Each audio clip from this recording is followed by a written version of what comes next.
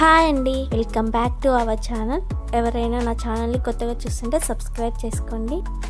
ఈరోజు మీకు easy and tasty street style pav bhaji ఎలా తయారు చేసుకోవాలో చూపిస్తాను.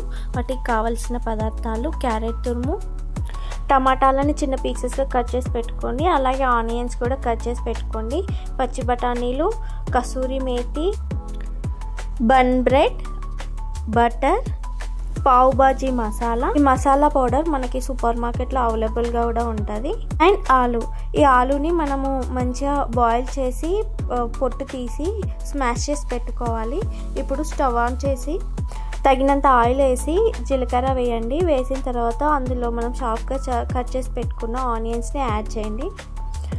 ఆనియన్ మంచిగా ఫ్రై అయ్యాక పచ్చి బఠానీ యాడ్ చేసుకోవాలి. పచ్చి బఠానీ తొందరగానే ఫ్రై అవుతుంది, అవి ఆల్రెడీ నానబెట్టాం కాబట్టి.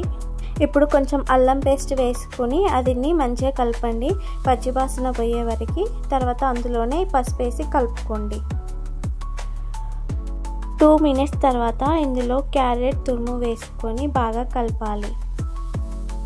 ఇందులో 2 table spoon of salt add చేసుకొని బాగా కలపండి.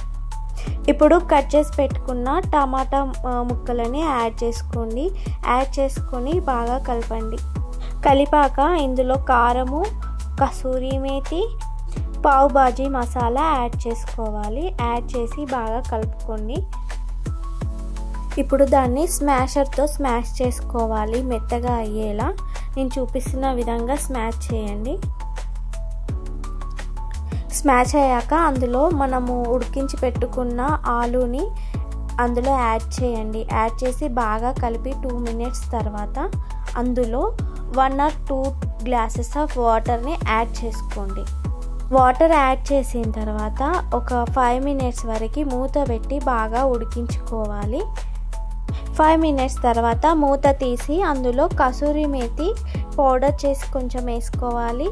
అండ్ కొత్తిమీర కూడా కట్ చేసి వేసుకోవాలి. ఫైనల్గా అందులో మనము బటర్ వేసుకుంటే టేస్ట్ చాలా బాగుంటుంది.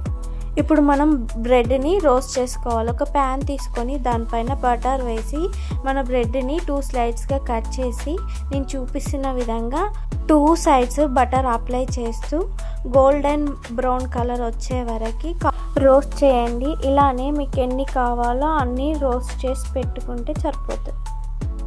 ఇది వేడిగా ఉన్నప్పుడు తింటేనే చాలా బాగుంటుంది. అందరూ ఇష్టంగా తిని పావ్ బాజీ అయితే రెడీ అయింది.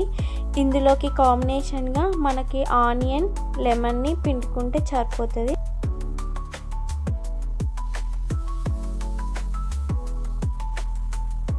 మీకు ఈ easy and tasty pav bhaji నచ్చిందా? నచ్చితే లైక్ చేయండి, షేర్ చేయండి, కామెంట్ చేయండి.